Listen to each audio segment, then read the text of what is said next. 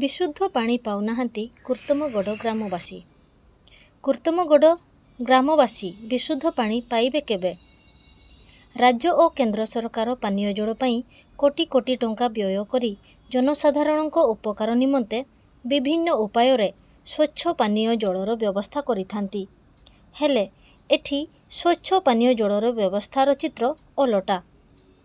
Tumudibandha block କୁର୍ତ୍ତମ ଗ୍ରାମ ପଞ୍ଚାୟତରେ ସୂଚନା ଅନୁଯାୟୀ ପ୍ରାୟ 3-4 ବର୍ଷ ପୂର୍ବରୁ ସ୍ୱଚ୍ଛ ପାନୀୟ ଜଳ ନିମନ୍ତେ 95 ଲକ୍ଷ ଟଙ୍କା ଅଟକଳ ମୂଲ୍ୟ ବ୍ୟୟ କରି ଜଳ ଶୁଦ୍ଧିକରଣ ମେସିନ୍ ଅର୍ଥାତ୍ ଫିଲ୍ଟର 2022 ମସିହାରେ କାର୍ଯ୍ୟ ସରିଥିବା ସୂଚନା ଫଳକରେ ଲେଖାଅଛି।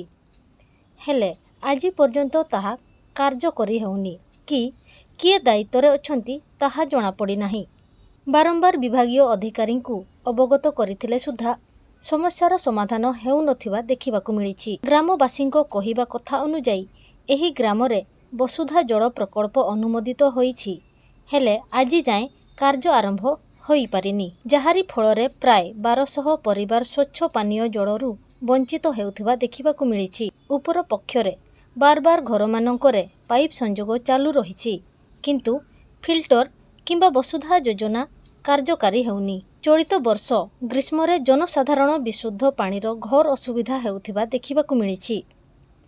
ଏହି ସମସ୍ୟା ବିଷୟରେ ବିଭାଗୀୟ ଅଧିକାରୀଙ୍କ କିଛି ସୂଚନା ମିଳିପାରିନାହିଁ।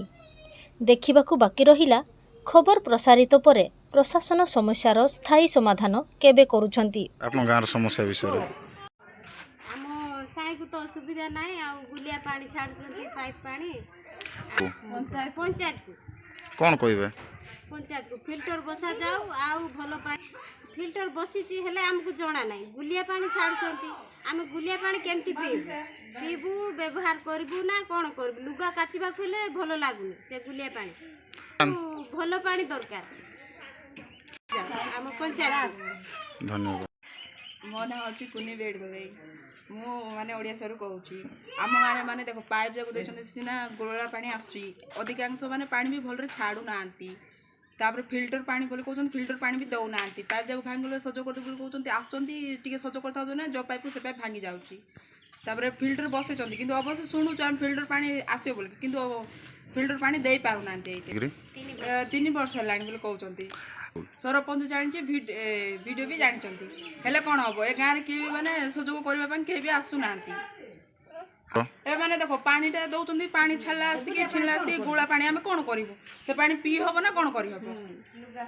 ଲୋକ ସଫା କରିହେବନି କିଛି ନା, ସେ ପାଣି କିଏ ପିଇବ? କ'ଣ ଚାହୁଁଛନ୍ତି? ଆମେ ଚାହୁଁଛୁ କି ମାନେ ଆମକୁ ଫିଲ୍ଟର ପାଣି ଯେଉଁ ତାଙ୍କେ ଯେଉଁ କହୁଛନ୍ତି ଆମେ ଫିଲ୍ଟର ପାଣି ଦେବୁ ବୋଲିକି, ଫିଲ୍ଟର ପାଣି କାହିଁକି ଦେଉନାହାନ୍ତି?